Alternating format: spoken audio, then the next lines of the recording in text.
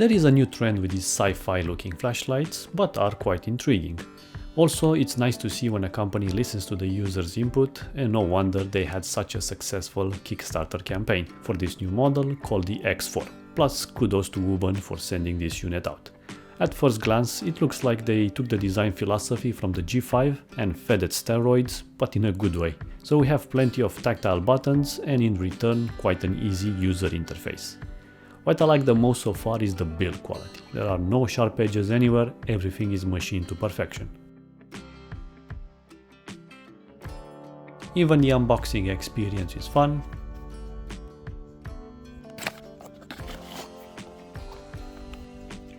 And you get the standard items like user's manual, hand strap and a USB cable.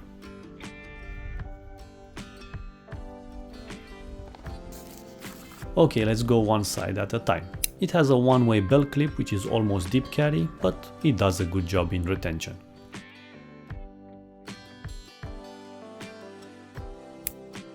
As for the main light cluster, there are 4 LEDs in total, which function as a whole unit.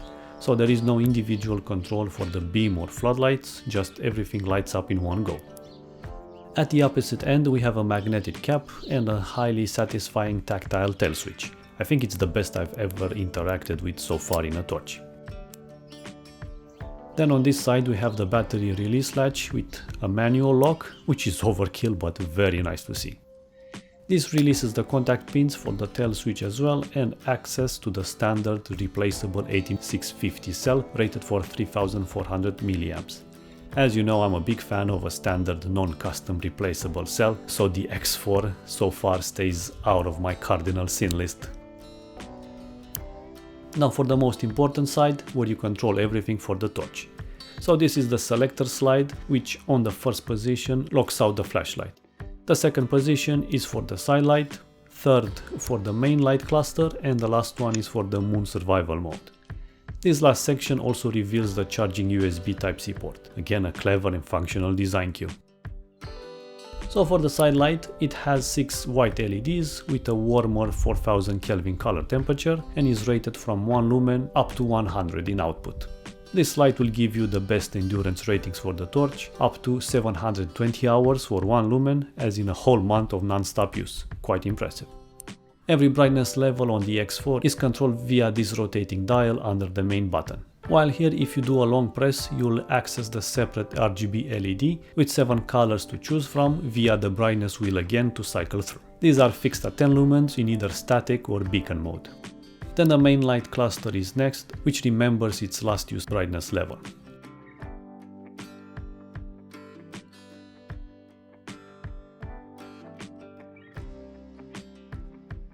Now if you press the tail cap switch, this will automatically go into turbo mode of 1500 lumens, and if you double press it quickly, it will activate the strobe function. The final position of moon mode can be accessed regardless of the main button or the tail switch. This is rated for 5 lumens and it should last you up to 285 hours or roughly 12 days. Again, quite impressive. Overall, the user interface is really easy since everything is marked down and there are so many physical buttons. Now here it is next to a standard torch with a bigger 21700 cell and my Leatherman skeleton. Moving on to the light testing. Here are the RGBs in action and then the side light while I cycle through the whole brightness spectrum.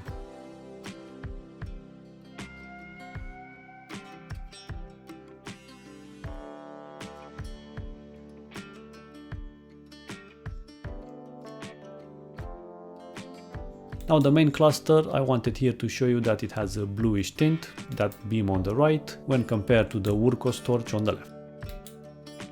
Now let's take it outside. The lowest setting is barely visible and hard to guess what each setting is in terms of lumen output with this stepless design. Here are the next points in the spectrum with a final turbo one which blinks to let you know that you are at max level.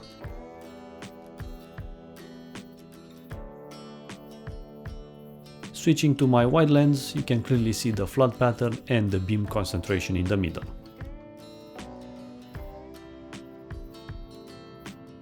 Right, let's conclude. I feel like they try to keep too many people happy, so it's up to you if you value these specific implements. Alas, they got plenty right, which I think warrants your attention. Personally, I would have offered the power bank capability. I don't take any flashlight with me in these size levels if I can't charge my phone, for example. Then somehow let me choose beam or flood because we have plenty of buttons. And finally make the belt clip fully deep carry and reversible. But yeah, these are more nitpicks on my end, and overall I can't fault it too much because the X4 is really cool, functional, fun and easy to use. Let me know what you think about it by the way, and thank you for watching, and I'll see you in the next one.